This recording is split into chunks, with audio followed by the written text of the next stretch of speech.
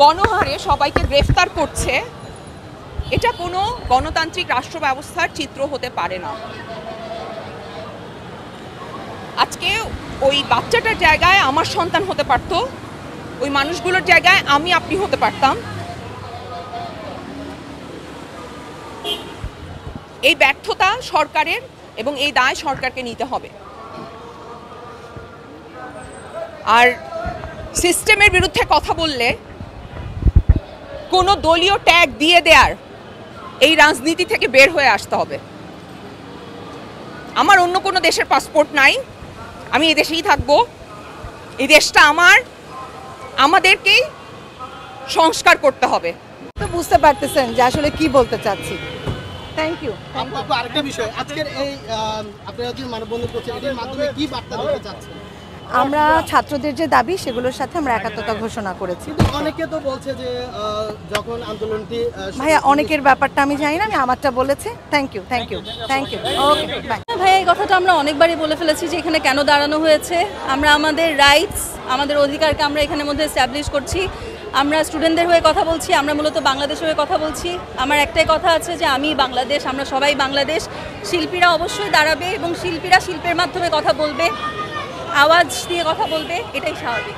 ধন্যবাদ। আমার মনে হয় যাদেরকে দেখা যাচ্ছে না এটা তাদেরকে প্রশ্ন করা উচিত। এটা নিয়ে কথা হয়েছে ভাইয়া। Thank you, thank you, thank you. বিস্তর আলাপ আলোচনা করা উচিত।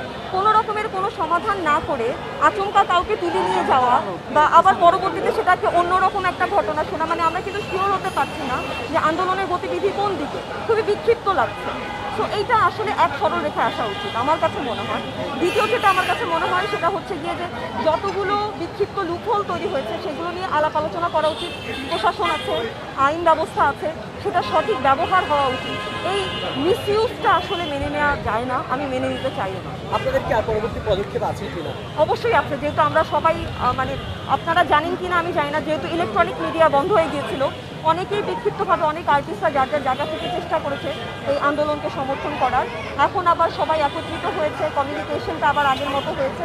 এর পরবর্তী স্টেপ নিশ্চয়ই আছে। যেহেতু আজকে এখানে দাঁড়িয়েছি তার মানে আমি এই জেনোসাইডকে সমর্থন করি না সেটা জানানোর জন্য এখানে দাঁড়ানো। এখানে আর কোনো প্রশ্ন বা উত্তরের কিছু নেই। আমি চাই এটা সহজ সমাধান। Thank you.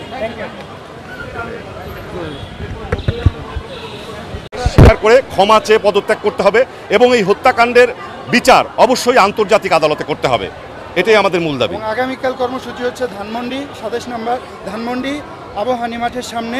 না, আগামীকালের কর্মসূচি এই ব্যানার থেকে হবে না। আগামীকালের কর্মসূচি শিল্পী সমাজের মানে সকল ক্ষেত্রে শিল্পী সমাজ, সঙ্গীত শিল্পী